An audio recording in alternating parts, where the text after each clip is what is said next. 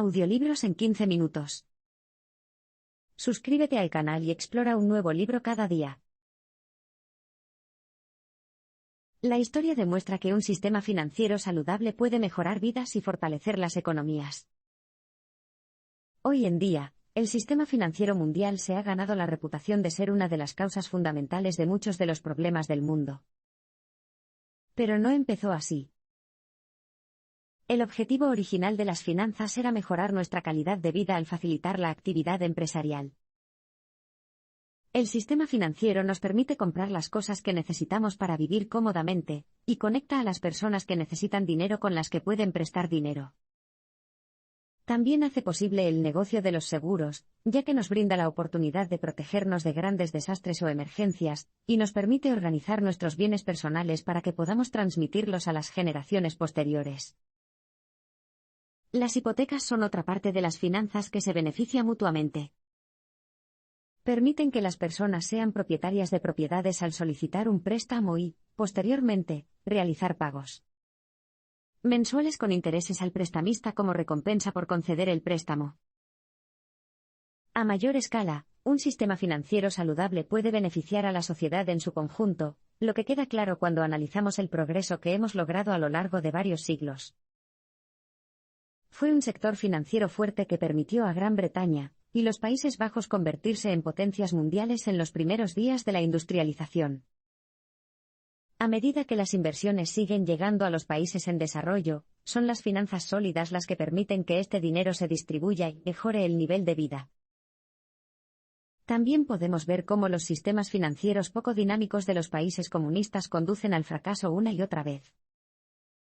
En estos sistemas controlados centralmente, el dinero no puede fluir a las empresas necesitadas, lo que genera menos empleos y un crecimiento económico deficiente.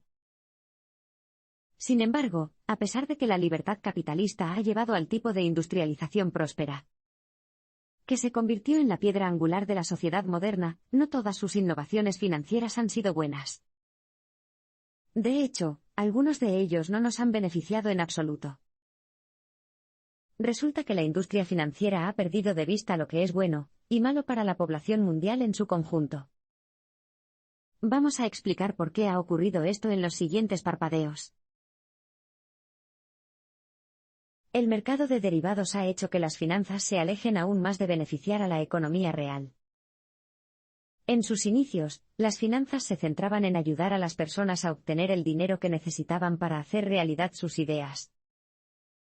Piense en un banco que proporciona a un panadero el capital suficiente para abrir su propia panadería. Sin embargo, debido a la desenfrenada financiarización, esos buenos tiempos han pasado y nos estamos ahogando en transacciones innecesarias que no nos están haciendo ningún bien. La desenfrenada actividad comercial y el crecimiento masivo en el sector financiero se denomina financialización. El problema es que la financiarización ayuda a los bancos y a los mercados bursátiles, pero no ha tenido ningún impacto positivo en los ingresos de los hogares, el crecimiento de las pequeñas empresas o la economía en general. La financiarización comenzó en la década de 1970, cuando las grandes instituciones comenzaron a negociar más y más valores, que son activos financieros como acciones, bonos y fondos mutuos. Pero lo que realmente llevó a la financiarización al límite fue la aparición de un nuevo mercado basado en valores derivados.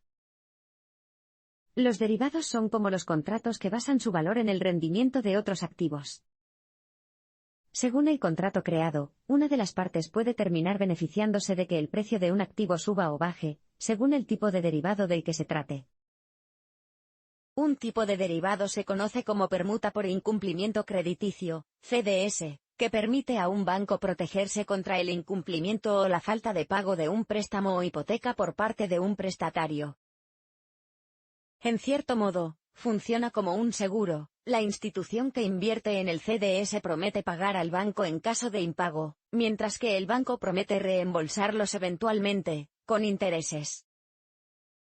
Así es como acabamos en la reciente crisis financiera de 2008. Demasiados bancos concedían préstamos a personas que no estaban en condiciones de pagarlos. Entonces, demasiadas personas dejaron de pagar sus préstamos y, de repente, todas las instituciones necesitaron dinero unas de otras. El sistema se derrumbó sobre sí mismo. Esta crisis se vio afectada aún más por la tecnología, que facilitó más que nunca a las personas negociar valores y derivados, lo que provocó una inflación artificial masiva del sector financiero. Estas prácticas equivalen a apostar con el dinero de otras personas, lo que, como ha demostrado la reciente crisis, no ayuda a nadie. Desde la década de 1970, los profesionales de las finanzas han tenido menos incentivos para actuar en beneficio de sus clientes. En los años anteriores a la financiarización, la economía se mantuvo relativamente estable debido a un sector financiero que promovía una cultura de cautela y planificación. Por el contrario, hoy en día el sector financiero actúa como si tuviera poco que perder, por lo que acabamos con una economía mucho más volátil. Y aunque suene extraño, a los ejecutivos bancarios no se les anima precisamente a actuar en beneficio de sus bancos. Antes de la financiarización, se esperaba que los ejecutivos invirtieran su propio dinero en sus bancos, lo que les daba un gran incentivo para no quebrar y evitar correr demasiados riesgos. Por lo tanto, cuando se trataba de conceder préstamos hipotecarios, lo mejor para ellos era concedérselos a personas confiables que pudieran cumplir su parte del trato y realizar pagos regulares. En aquel entonces, ser director de un banco también era un trabajo de por vida, por lo que estarían aquí el tiempo suficiente para enfrentarse a las consecuencias a largo plazo de sus acciones. Pero ahora, estos ejecutivos toman decisiones basándose en el enfoque de yo me voy, tú te vas, que implica ganar la mayor cantidad de dinero posible a corto plazo, y luego seguir adelante antes de que todo se derrumbe. En los años previos a 2008, se concedieron innumerables hipotecas a personas que claramente tenían pocas probabilidades de pagarlas, lo que fue un factor importante que contribuyó a la crisis que siguió. Otro conflicto de intereses se encuentra en la nueva generación de corredores de bolsa. Los corredores eran tradicionalmente agentes que ayudaban a unir a dos comerciantes, o comerciantes, con ideas afines. Sin embargo, durante la época de la financiarización, los corredores comenzaron a hacer sus propias transacciones. Ya no solo ganaban dinero con las comisiones de sus clientes, sino que también obtenían beneficios con sus propios negocios. Naturalmente, esto significaba que ya no les interesaba dirigir a los clientes hacia las mejores ofertas. Ahora es más probable que un corredor de bolsa dirija a los clientes hacia una operación menos lucrativa, y se guarde las mejores ofertas para sí mismos. El colapso bancario de 2008 se debió a transacciones realizadas por comerciantes codiciosos sin responsabilidad alguna. A muchas personas involucradas en la crisis financiera mundial de 2008 les gusta afirmar que era imposible verla venir, pero esto no es cierto en absoluto. En realidad, lo que ocurrió fue la culminación lógica de décadas de toma de decisiones peligrosas y egoístas. Es difícil imaginar qué más pasaría cuando todos en el sector financiero estuvieran impulsados por un deseo insaciable de ganar la mayor cantidad de dinero posible. Esta mentalidad puede estar directamente relacionada con la transición que hicieron los bancos de ser empresas mayoritariamente privadas o familiares a estar dirigidas por corporaciones. Una vez que los bancos pasaron a ser propiedad de los accionistas, y los ejecutivos bancarios tuvieron el control del dinero de los accionistas en lugar del suyo propio, ahora fueron libres de asumir riesgos mucho mayores. Y al no tener ningún apego personal al dinero, no estaban en condiciones de rendir cuentas por las pérdidas que pudieran ocurrir. Con tan poco en juego, podían dejarse llevar por la codicia y hacer tratos que, o bien daban sus frutos con enormes recompensas, o bien causaban daños que no les afectarían personal ni profesionalmente. Mientras tanto, la introducción de las permutas para casos de incumplimiento crediticio y los valores respaldados por hipotecas, MBS, no hizo más que aumentar la falta de responsabilidad y desestabilizó aún más el sector financiero. Como su nombre lo indica, para que un título respaldado por hipotecas genere beneficios, la hipoteca y sus pagos asociados deben realizarse sin problemas. Por lo tanto, todo el lío comenzó cuando los codiciosos gerentes de bancos ofrecieron hipotecas a personas que claramente no podían hacer los pagos necesarios. Naturalmente, esto provocó que los MBS que el banco A negociaba con el banco B fueran muy inseguros. Para ofrecer mayor seguridad, el banco A también cambiaría algunos CDS con el banco B, protegiéndose así supuestamente de posibles impagos. Sin embargo, dado que el banco B estaba comprando CDS con una garantía inexistente a los MBS, ambos bancos estaban destinados a acabar metidos en graves problemas cuando las hipotecas dejaran de pagar. Al final, ambos bancos necesitaron dinero pero no lo tenían, razón por la cual los gobiernos nacionales tuvieron que rescatarlos. Mediante el cabildeo y las donaciones, las instituciones financieras tienen una enorme influencia en la política gubernamental. Los titanes de las finanzas suelen tener amigos en las altas esferas, incluidos senadores y otros políticos. Algunas instituciones financieras incluso emplean a exfuncionarios del gobierno como consultores, lo que les garantiza el acceso a las redes políticas, y otorga a los bancos una influencia desmesurada en las legislaturas y los sistemas legales. Tal vez no sorprenda, entonces, que el sector financiero gaste más en cabildeo político que ningún otro sector. En los Estados Unidos, entre 2012 y 2014, el sector financiero gastó $800 millones en actividades de cabildeo, sin incluir los $400 millones adicionales que se donaron a las campañas electorales de varios candidatos. Naturalmente, esta cantidad de dinero no está exenta de expectativas, y es probable que quienes ganen las elecciones sientan la responsabilidad de devolver de alguna manera la generosidad de un banco. Esto nos lleva a los inmensos rescates gubernamentales que siguieron a la crisis de 2008, una señal clara de la influencia que tiene el sector financiero en el gobierno de los Estados Unidos. Más allá de eso, también sentó un precedente peligroso. Envió el mensaje de que es aceptable que los bancos sean imprudentes, ya que los contribuyentes arreglarán sus problemas. Cualquier lección que se pudiera haber aprendido de lo que se convirtió en un desastre global se dejó de lado rápidamente. Los bancos deberían haber sabido que estaban jugando con fuego al financiar hipotecas de alto riesgo, es decir, hipotecas para personas con calificaciones crediticias más bajas, y que se consideraba que corrían un mayor riesgo de impago. Pero los grandes bancos corporativos también sabían muy bien que el gobierno los consideraba demasiado grandes para quebrar, por lo que sabían que contaban con una red de seguridad permanente.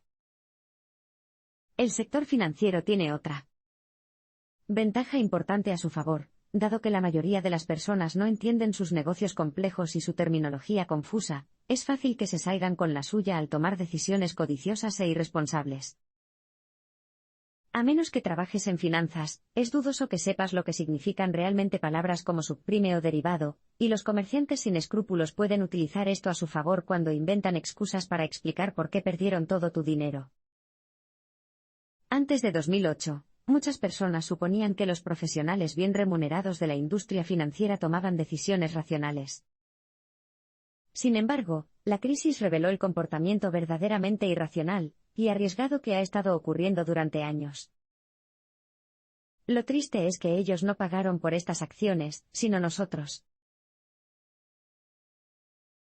Las regulaciones financieras no siempre son útiles. Otra palabra que se escucha mucho cuando la gente habla de la crisis financiera es regulaciones. Y, al contrario de lo que algunos puedan decir, existían muchas regulaciones cuando todo se derrumbó, algunas de las cuales se remontan a la infame crisis de 1929, y a la Gran Depresión que se produjo inmediatamente después. Pero esta es otra lección importante que debemos aprender de la crisis de 2008, a veces las regulaciones hacen más daño que bien. Cuando acumulamos una regulación tras otra, se hace más difícil implementar una supervisión política eficaz. La mayoría de las veces, estas reglas excesivas solo animarán a las personas a encontrar formas nuevas y creativas de evitarlas, lo que eventualmente empeorará las cosas. Esto es lo que ocurrió con la regulación Q, que estableció una tasa de interés máxima para los depósitos bancarios, como los de una cuenta de ahorros. La regulación Q funcionó hasta mediados de la década de 1980, cuando los bancos estadounidenses empezaron a eludir la regulación depositando su dinero en bancos europeos que no estaban sujetos a la regulación y, luego, transfiriendo el dinero de vuelta a los Estados Unidos. Por lo tanto, en lugar de desalentar las malas prácticas comerciales, como esperaba la agencia reguladora, simplemente creó más trabajo para las autoridades. Una posible solución sería crear un conjunto de reglamentos internacionales, que es el tema principal de debate en las cumbres del G8 y el G20, pero estas reuniones aún no han sido muy productivas. Otra realidad preocupante de las regulaciones es que hacen que las finanzas sean extremadamente complicadas, lo que generalmente beneficia a las instituciones más que a sus clientes. Las regulaciones adicionales pueden dificultar que el cliente promedio comprenda incluso las transacciones básicas. Y cuando dependemos de supuestos expertos o especialistas en un campo, nos volvemos mucho más vulnerables a que se aprovechen de nosotros. La Comisión de Bolsa y Valores, SEC, se encarga de hacer cumplir las regulaciones financieras en los Estados Unidos, y su objetivo es hacer que el sistema sea lo más transparente posible. Sin embargo, la persona promedio nunca sabrá lo que realmente está pasando con su dinero si la información disponible está tan llena de jerga que bien podría estar en otro idioma. Y mientras se mantenga a los forasteros en la oscuridad, el sector financiero seguirá haciendo las cosas como de costumbre. El sector financiero debe reestructurarse, con cambios positivos que provengan de dentro. La política actual genera divisiones, pero hay algo en lo que la mayoría de la gente debería estar de acuerdo: debemos impedir que el sector financiero obtenga beneficios mediante negocios turbios que acaben costando a las personas que trabajan arduamente los ahorros de toda una vida, y exijan a los gobiernos que rescaten a los principales bancos con el dinero de los contribuyentes.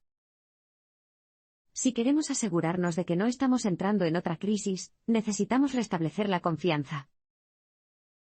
Esto significa reestructurar el sector financiero de manera que se elimine la tentación de los profesionales de actuar en beneficio propio y no en el de sus clientes. Un paso en esta dirección sería separar mejor los puestos de trabajo en el sistema financiero, y garantizar que ya no sean posibles puestos como los de agente de bolsa. De esta forma, los corredores solo serían recompensados por negociar acuerdos exitosos entre dos partes y se les prohibiría actuar como intermediarios y organizar transacciones financieras egoístas. Otro paso sería proteger los depósitos de ahorro de las personas, y mantenerlos fuera del alcance de los bancos y otras instituciones de comercio financiero. Esto mantendría seguros los ahorros de toda la vida de las personas en caso de otro colapso importante, e impediría que los bancos utilizaran el dinero de sus clientes como un conjunto más de activos para incluirlos en sus pagos y operaciones. Además, daría a los codiciosos operadores de un banco mucho menos del dinero de otras personas con lo que jugar, lo que reduciría la probabilidad de que realizaran transacciones de alto riesgo. Pero quizás lo más importante de todo es promover una conducta ética adecuada desde dentro del sistema financiero. Hacer que la SEC amenace, y de vez en cuando haga cumplir, multas de miles de millones de dólares es claramente una forma ineficaz de promover el buen comportamiento. Las prácticas empresariales éticas deben inculcarlas desde las propias instituciones, por ejecutivos y líderes que den un buen ejemplo, y recompensen a quienes se adhieren a prácticas éticas similares. Obviamente, es más fácil decirlo que hacerlo. Pero toda transformación tiene que empezar en alguna parte.